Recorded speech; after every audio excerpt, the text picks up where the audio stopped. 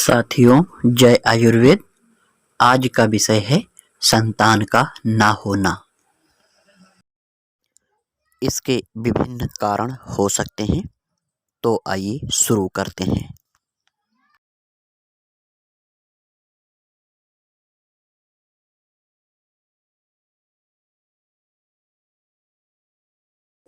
पुरुषों में बच्चा पैदा करने में अक्षमता के कारण वह बिल्कुल ही या पर्याप्त मात्रा में शुक्राणु बनाने में असमर्थ हैं, या उसके शुक्राणुओं की गुणवत्ता में कमी हो सकता है कि उसके शुक्राणु गतिशील न हों और वे गर्भाशय में से तैरकर अंडे तक पहुंचने में असमर्थ हों।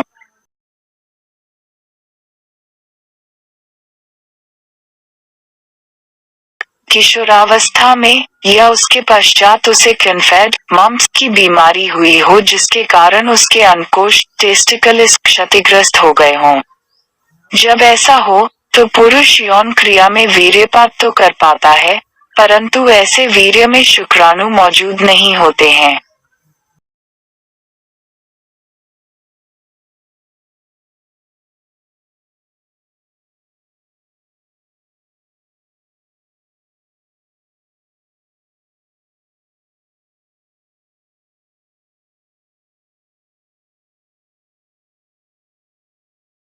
दो, उसके शुक्राणु लिंग से निकलते न हो, क्योंकि उसकी वीर्यवाहक नली वर्तमान या पूर्व में किसी यौन संचारित रोग के कारण बंद हो गई हो।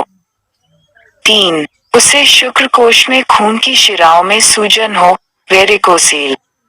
4. उसे यौन क्रिया में कोई कठिनाई हो सकती है, क्योंकि उसका लिंग उत्तेजित होकर ठीक से कड़ा नहीं होता है।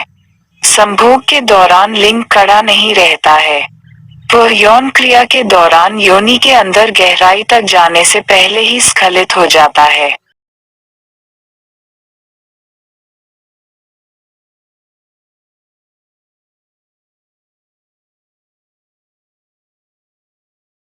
मधुमेह, उच्च रक्तचाप, तपेदिक तथा मलेरिया जैसे बीमारियां पुरुष की संतान पैदा करने की क्षमता को नुकसान पहुंचा सकती है।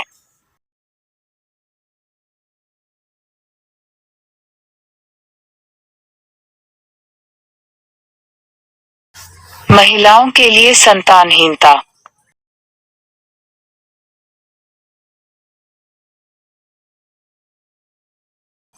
महिलाओं में संतानहीनता के मुख्य कारण है उसकी फैलोपियन नलिकाओं या गर्भाशय में संक्रमण है या वे बंद हैं।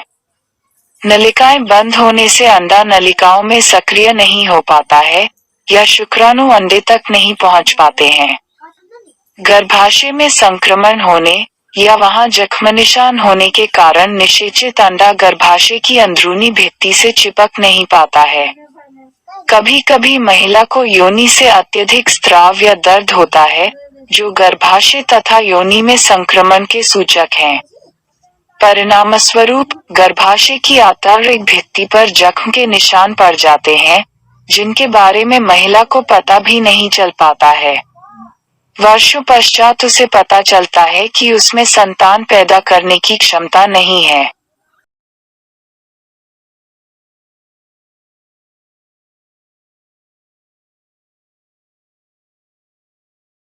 जख्मों के पश्चात निशान, स्कारिंग, निम्न कारणों से हो सकते हैं।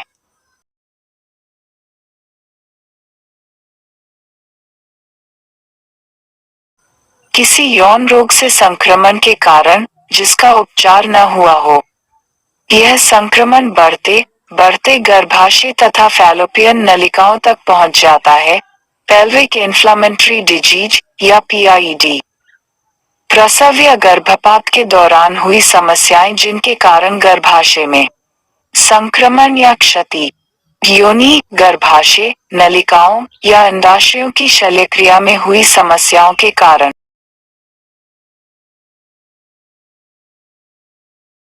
तपेदिक के कारण भी नलिकाओं तथा गर्भाशय की आंतरिक झिल्ली में स्कारिंग हो सकती है। 1. वह अंडा उत्पन्न करने में असमर्थ है, ओवुलेशन का न होना। ऐसा शरीर द्वारा सही समय पर आवश्यक हार्मोन न बनाने के कारण हो सकता है।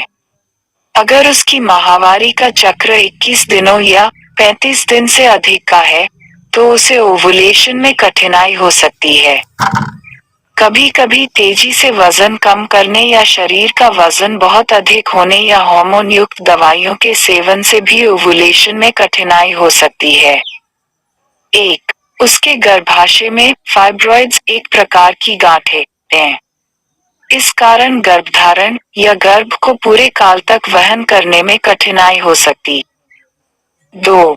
मधुमेह और तपेदिक जैसी बीमारियां भी महिला की प्रजनन क्षमता को प्रभावित कर सकती है।